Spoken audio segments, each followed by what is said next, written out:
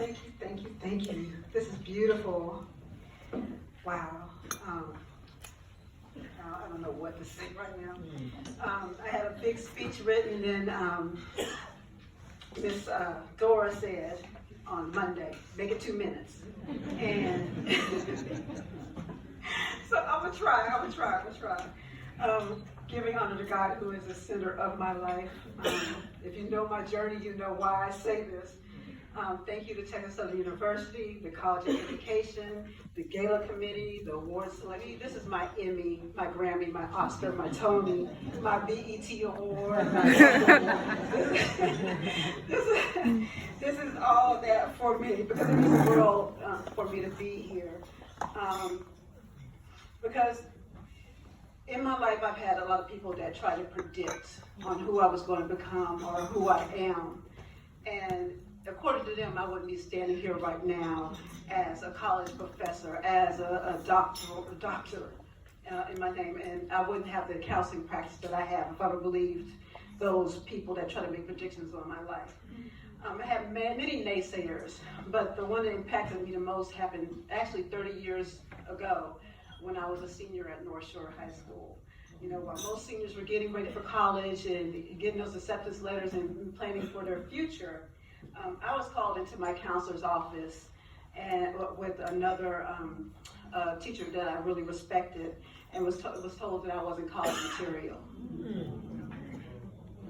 I was an average student, not the best, but I was an average student. And they said, based on my scores, my grades, my scores, my assessment scores, things like that, I probably wouldn't succeed in college. And that was very hurtful for me. That hit me like bricks, though, because they came from people that I truly respected.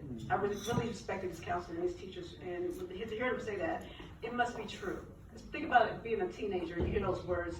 If those people that you respected that said those things to you, it must be true.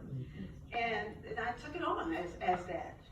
But I knew in my heart, I always had this burning desire to go to college, even though those predictions have been made about me. That same year in 1990, my father graduated from TSU with his master's in counseling. And as we left that graduation that day, it was a beautiful graduation. It's like, I wish I could do that. But as on our way to the car, my father said, Shauna, I want you to do what I did.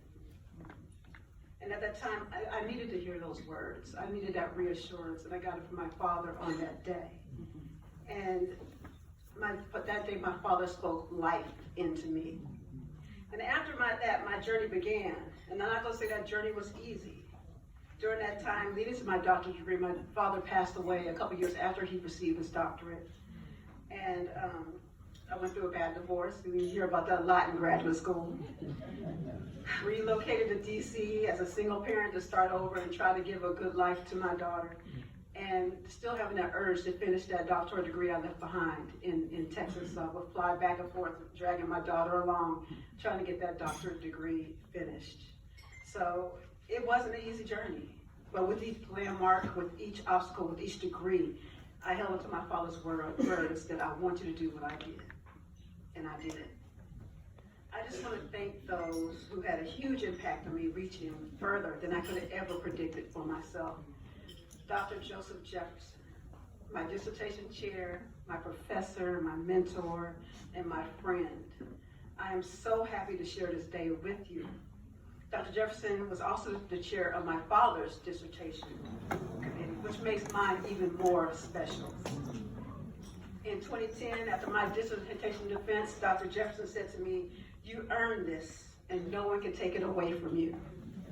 From that day forward, I return to those words. Whenever I have self-doubt that creeps in, or when I'm questioned about my educational background, y'all know how that is. You went to a HBCU, do you know what you get questioned. So whenever I hear those things, I question myself. I go back to those words of Dr. Jefferson, that I earned this.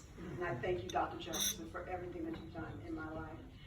Thank you to the rest of my dissertation committee, Dr. William Neely, Newhouse, Bobby Henderson, Leon Belcher. Those words and that they instilled in me are still with me till this day. And all the other faculty members, including Dr. Joyce Jones, who was my advisor, who would call me down in Texas and say, "When are you going to come and finish this degree?" She would call me up and say, when are you going to come and visit? And I thank her for that. But and also my classmates that went through the struggle with me. Most importantly, Dr. Sandy Ratliff, who also was a support of me and checking on me and making sure I was okay and that I was going to get through the program also. I got heavenly thank you to my family who are not present here, but I know they're here in spirit.